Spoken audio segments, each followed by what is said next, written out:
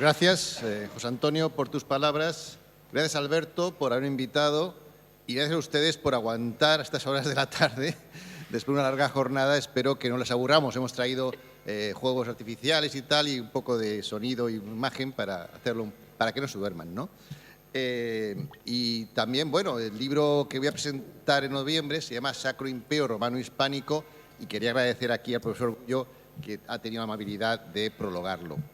Bueno, yo espero que interese lo que voy a decir. Es una charla que no voy a decir la verdad, pueden ustedes estar de desacuerdo, pero sí una visión de la verdad operativa, no especulativa. Voy a hablar de historiopedagogía y de historioterapia. Bueno, el título es este, El valor de los héroes para una educación panhispánica. Aquí tengo 4 personajes, 2 hombres, Fernando, Álvaro de Bazán, bueno, no eran cualquiera, y 2 mujeres, Agustina de Aragón y Egeria, que tampoco eran cualquiera. Por cierto, que no sabía, bueno, sí lo sabía, pero que mis antecesoras iban a hablar de tantas mujeres y me han pisado las 2 que iba a elegir, pero en todo caso da igual porque el enfoque que le voy a dar creo que es un poco distinto. Bien, primero una reflexión de lo que decía José Antonio de qué es educar. ¿Qué es educar? Y aquí las primeras polémicas, ¿no? Cito a Marco Aurelio, para no citar personajes que puedan ser tachados de lo que sea, si son recientes, emperador romano, Epicúreo, que decía una frase que puede darnos una pista de lo que quiero traerles a ustedes aquí hoy, ¿no? El arte de vivir, se asemeja más a la lucha que a la danza en la medida que, ante lo que le cae a uno de improviso, hay que mantenerse preparado y sin caerse. Hold the line, había una canción en mi época. Mantente firme, ¿no? Desgraciadamente, uno de los problemas que tenemos en la sociedad actual, yo creo que especialmente en la hispánica, luego diré por qué, es que no nos mantenemos firmes. Estamos siendo bastante flojitos, ¿no? Como sociedad y como personas. La pregunta es si estamos formando a los jóvenes hispanos para hacer frente a los desafíos del presente y del futuro, que son importantes, pero que no son más importantes que aquellos desafíos a los que se enfrentaron antepasados nuestros en unas circunstancias mucho más difíciles que las nuestras y con muchos menos medios. Y esto es una cosa que creo que nos tiene que hacer reflexionar. 3 ideas fuerza. ¿Qué es el proceso educativo? Decía José Antonio que la escuela, no sé, he entendido. Yo creo que también la escuela, porque el maestro cuando entra por la puerta ya está educando. No sé si John estará de acuerdo. Es un referente, es un ejemplo. Y porque la escuela, con las reglas premiando y castigando, por ejemplo, algo tan sencillo como el acoso, está educando, está diciendo las reglas del juego, ¿no? Para mí el proceso educativo es esto, ¿no? Debe lograr que un capullo de seda, el niño, viene como un gusano prácticamente, protegido por sus padres hoy, demasiado quizás, se disuelva y lo devuelva, este proceso educativo en el que no solo la escuela, evidentemente, la familia y toda la sociedad, como veré, a la sociedad convertido en mariposa. Esto sería el ideal, ¿no? Entonces, ¿qué se trata? Pasar del estado de ingenuidad al estado de voluntad consciente, porque el éxito no viene ni de la inercia ni del azar, sino la capacidad de luchar para vencer obstáculos. Esto no lo decía yo, lo decía un señor que se llamaba Polibio, siglos atrás.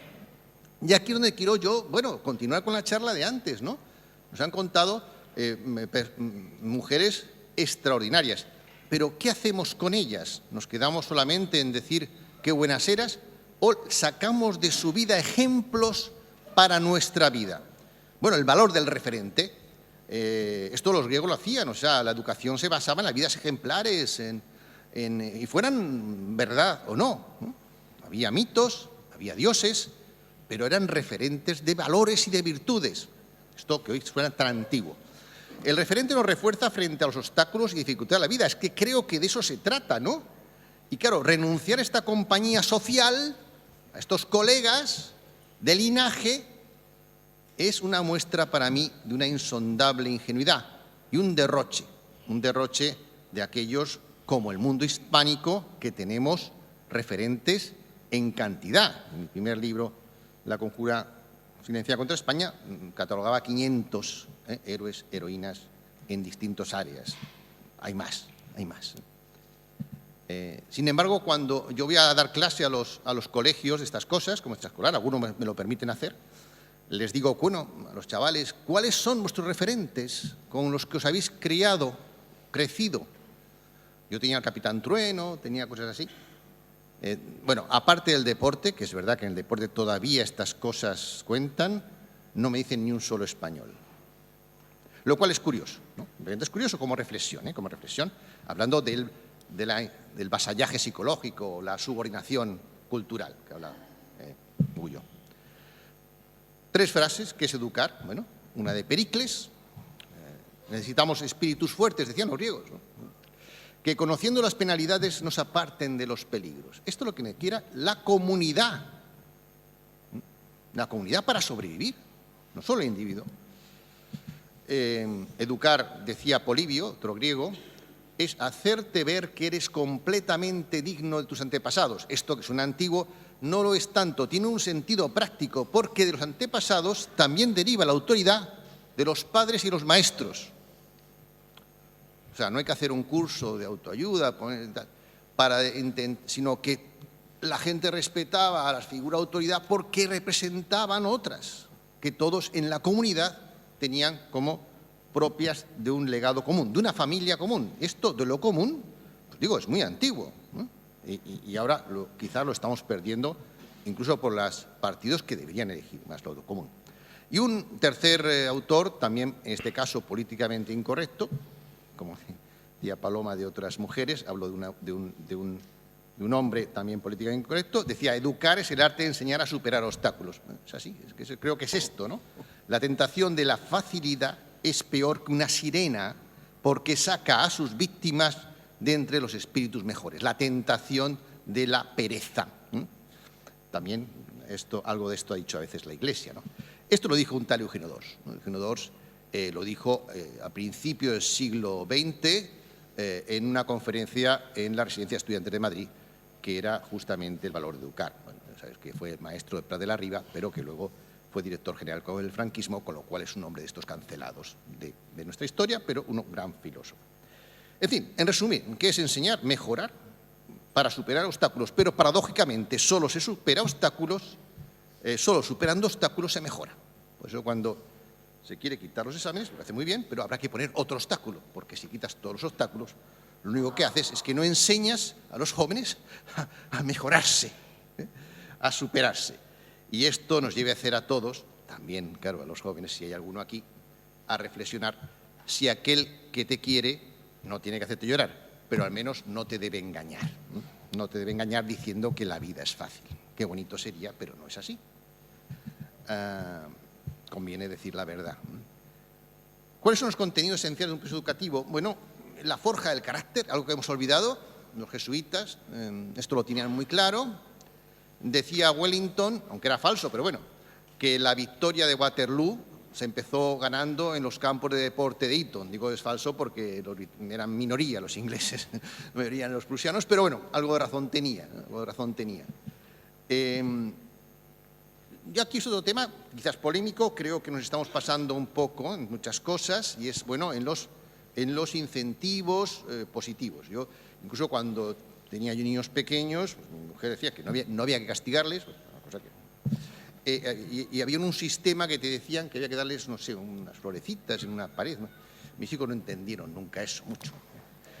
Pero bueno, es verdad que hay que tener incentivos positivos, por supuesto, premios, siempre ha habido premios. Antes se premiaba al mejor estudiante, hoy no, hoy eso está muy mal visto, hay que premiar al que más se ha esforzado, al que bueno, eso como es subjetivo, pues al final se premia al sobrino de la profesión, que sé. Pero está muy bien los nuevos incentivos, yo digo que no, pero no hay que olvidarse de los viejos. Yo siempre digo que la modernidad no tiene que romper con la tradición, yo lo que propongo es la modernización, la sabia combinación de modernidad y tradición. Bueno, y yo pongo el ejemplo de que está muy mal visto hoy el miedo, ¿no? Pero el miedo es necesario, el miedo es positivo. Hay un miedo que paraliza, ese es malo, pero hay un miedo que te hace correr más rápido que nunca. Entonces yo pongo el ejemplo de si tú tienes que saltar un abismo, una gran distancia, ¿Cómo pegarías el mayor salto? ¿Con una recompensa de 1 millón de euros si lo consigues o si te persigue un tigre? Pues bueno, ponga un tigre en su vida y ya verá el salto que pega, ¿no? Esto se lo estamos hurtando también a los niños si les quitamos esta fuerza motriz muy importante, y es tener miedo. Que no está mal. El problema es que no te paralice y no te traumatice, pero solo se puede superar el miedo enfrentándote a él. Si se lo quitamos, pues nunca sabrán cómo enfrentarse al miedo. Y claro, luego viene que la depresión es la enfermedad del siglo XXI.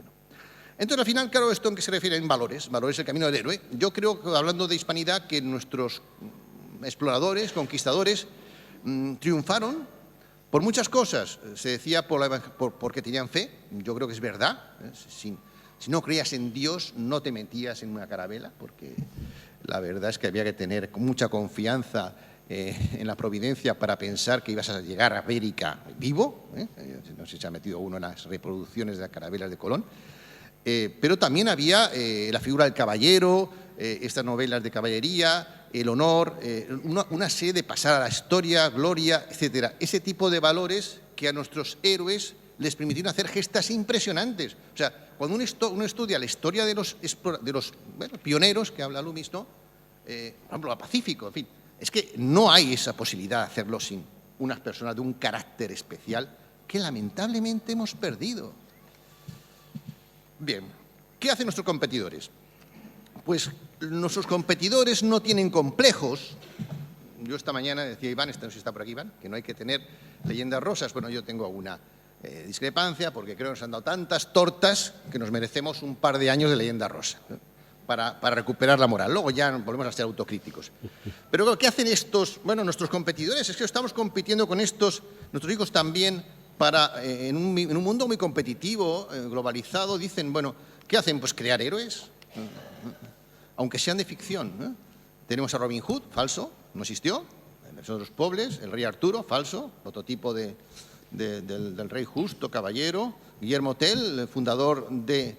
Hay historiadores que dicen que no existió Don Pelayo. En fin, pero Guillermo Tell no existió. Es un personaje legendario que, sin embargo, todos tenemos la idea por la manzanita y la flecha. Es decir, si queremos recuperar la historia de Felipe II, etcétera, está muy bien hacer conferencias, pero lo que hay que hacer es películas. Es una mentira empoderante, pero si es empoderante, pues bienvenida sea, yo no tengo por qué criticarles. Y luego los personajes modelo IKEA, hacia los que el modelo, nuestros competidores redecoran su vida, porque todo ser humano tiene una sombra, eso somos seres humanos. Ricardo Corazón de León básicamente era un impresentable, abandonó su país. El bueno era Juan, este era un impresentable, se fue a hacer las cruzadas, pues tiene buena fama, pero realmente le gustaban las aventuras, pero lo primero que hizo fue mandar matar a 3.000 niños y mujeres entre Saladino, Bueno, este tiene películas, hasta juegos de mesa. Napoleón, bueno, esto es un tema criticable, a mí me parece que es el que se carga la Revolución Francesa, es el responsable de 15 millones de muertos, pero claro, Francia no tenía héroes, y tuvo que redecorar la vida de este hombre encargándole a Stendhal, entre otros, biografías ad hoc, ¿no? Y esto es un héroe que se ha hecho, es que muchos españoles adoran a Napoleón.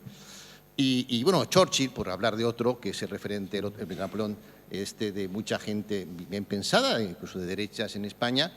Bueno, Churchill sí es verdad, se enfrentó a Hitler, pero tiene una sombra oscura, campo de concentración en África, y como decían esta mañana, bueno, fue el que dijo en Yalta, hay que cargarse a Argentina porque no puede ser que funcione un país hispano y que esto se recupera en los... Bueno, pues lo adoramos en España, no hay ningún problema, pero ninguno, made in IKEA, le decora la vida. Bien, ¿qué debemos entonces hacer nosotros? Hombre, no ser estúpidos. El Evangelio es importante, yo creo que es importante, pero es que no lo leemos completo. No lo leemos completo. Dice una frase del Evangelio que os he situado entre lobos, sed mansos como palomas y astutos como serpientes. La última parte nunca la leemos. Nosotros somos mansos como palomas y queremos ser muy simpáticos para que nos quieran. Esto es el prototipo del hispano medio, que está bien, pero luego somos muy cabrones con el vecino, eso sí, o sea, entre nosotros somos muy malos. Pero con los demás, queremos vencer siendo simpáticos, está muy bien, pero en el mundo no funciona esto así, no funciona esto así. Bueno, esto es una prueba de a dónde nos ha llevado nuestro modelo simpático. Y es que es un estudio de Pew Report, lo hace todos los años, Bueno, este era sobre, la pregunta era, nuestra gente no es perfecta, pero nuestra cultura es superior a otras. ¿Cierto o falso? Bueno, el país con más baja autoestima de Europa es España. Pero fíjense usted, Portugal, que fue otro imperio hermano, no.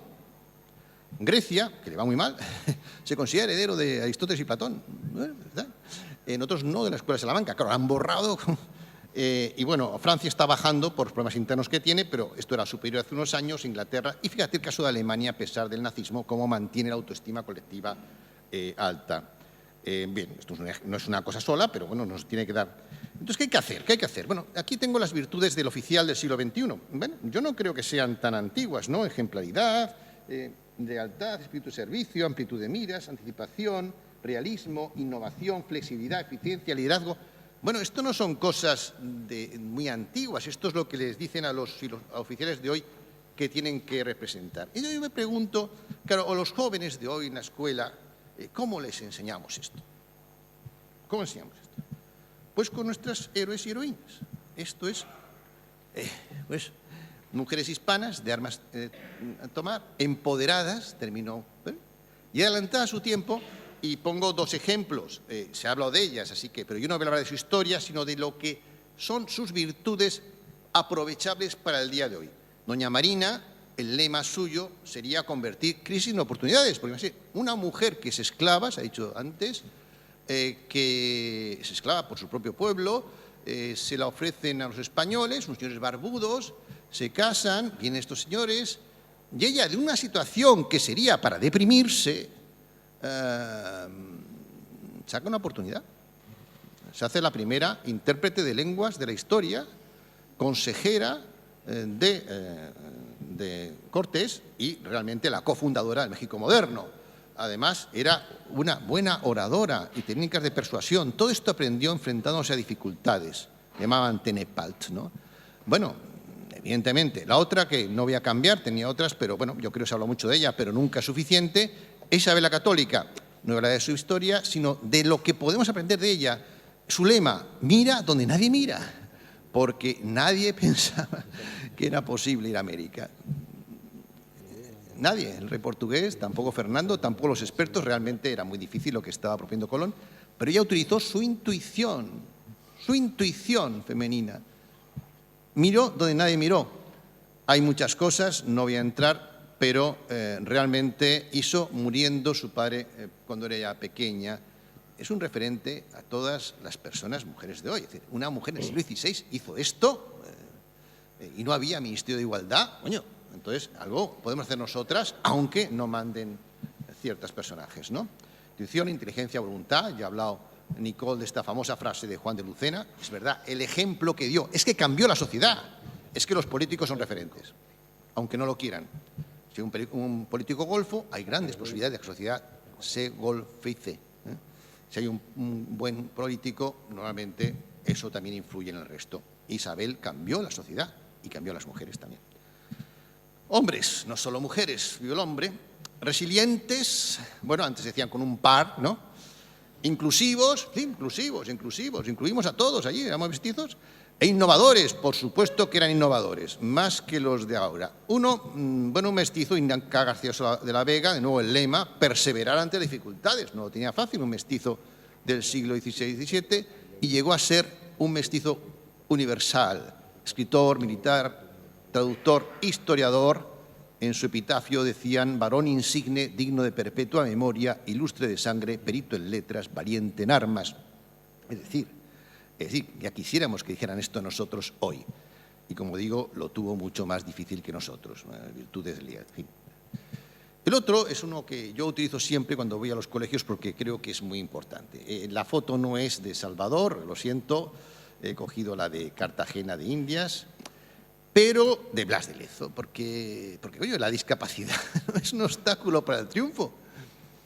Es el patrón de los héroes discapacitados. Es decir, me doy cuenta que entonces no había apósitos, no había silla de ruedas. Claro que tampoco había depresión, no había tiempo, ¿no? Para pensar estas cosas. Este señor, yo les digo a los alumnos, lo puedo decir a ustedes, ¿cuántos de esta sala están deprimidos? Levante la mano. No hay huevos, ¿no? Bueno, yo digo que el 20% de la sala está deprimido, es estadística. estadística, o está cuasi deprimido, o está fatal, está la melancolía.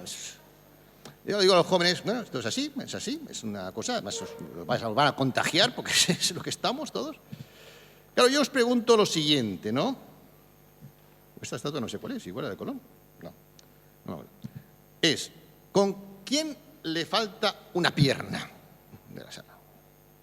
Normalmente nadie dice que sí. ¿Quién además no ve de un ojo, o sea, es tuerto?